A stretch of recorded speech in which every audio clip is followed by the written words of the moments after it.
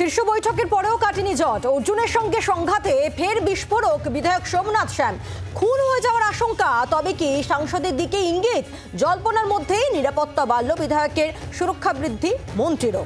সোমনাথ শ্যাম বিধায়ক, জগদ্দলের বিধায়ক সোমনাথ শ্যাম, তিনি ঠিক কি আশঙ্কা প্রকাশ করেছেন সভা থেকে শুনব। কথাটা হচ্ছে যে বিকি যাদব খুন হয়েছিল, তার কারণ একটাই, যেটা খুঁজে পাওয়া যাচ্ছে এই মুহূর্তে, যেহেতু সে আকাশ যাদব এর খুনের প্রধান সাক্ষী ছিল। তাহলে আজকে বিকি যাদবের খুন নিয়ে আমি প্রশাসনের কাছে দ্বারস্থ হচ্ছি। আমি ধর্মেন্দ্র সিং ধারুয়ার যে গুলি চলেছিল সেটা নিয়ে আমি বলছি যে পুনরায় তদন্ত করার জন্যে। আমি গৌরব প্রসাদের যে গুলি চলেছিল তাকে বলছি পুনরায় তদন্ত করার জন্যে। আমি রাজপান্ডের কেসে বলছি পুনরায় তদন্ত করার জন্যে।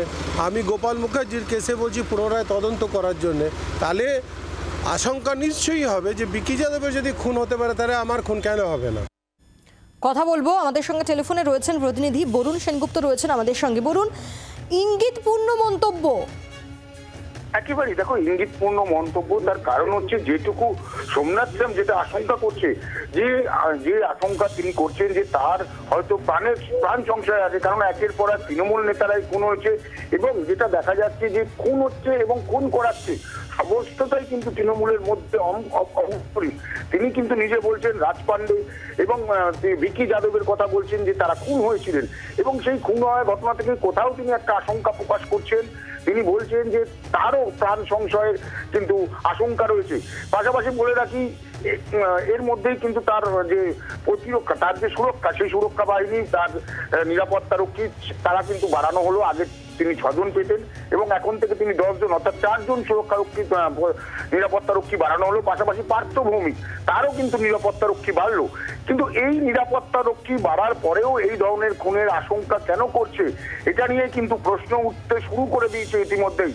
যদিও তিনি কিন্তু সরাসরি অর্জুন সিং এর নাম নেননি, কিন্তু তিনি ঘুরিয়ে বলেছেন যে এই যে খুন করানো হচ্ছে সেটা কিন্তু দলের এমন একজন লোক বা এমন একজন শক্তিশালী লোক করাচ্ছে যার নামে একদিন কিন্তু ব্যারাকপুর বা ব্যারাকপুর শিল্পাঞ্চল কাঁপতো, এমনটাই কিন্তু তিনি মনে করছেন। এটাই কিন্তু তার থেকে বলা হয়েছে। পাশাপাশি তিনি আরো যেটা বলছেন যে এই ঘটনায় কিন্তু তাকে মুখ খুলতে দিতে নারাজ, অর্থাৎ দলের যারা কর্তৃপক্ষ, তিনি যে পরপর মুখ খুলেছেন, যার বিরুদ্ধে মুখ খুলেছেন, সেখান থেকে দল তাকে হয়তো কিছুটা চাপ দিচ্ছে মুখ না খোলার জন্য, কিন্তু তিনি একেবারে প্রতিবাদ ভাবমূর্তি, তিনি প্রতিবাদ করবেন এমনটাই কিন্তু তিনি জানিয়েছেন।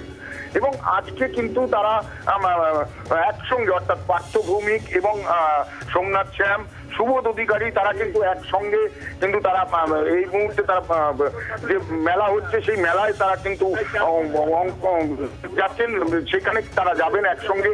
কিন্তু এই যে প্রতিরক্ষা নিয়ে তিনি যে ধরনের কথা তিনি বলে চলেছেন, এটা নিয়ে কিন্তু রাজনৈতিক মহলে একটা চাপ তৈরি হচ্ছে। তার কারণ পুলিশি প্রশাসন তাদের, অর্থাৎ এই ব্যারাকপুর শিল্পাঞ্চল যে পুলিশ তাকে যে প্রহরা দেয়, সেই প্রহরার মধ্যেই তিনি কি করে এই খুনের আশঙ্কা করছেন, এটা নিয়ে তাকে প্রশ্ন করা হলে তিনি বলেন রাজীব গান্ধীও কিন্তু মারা গিয়েছিল এই নিরাপত্তা রক্ষী থাকতেও।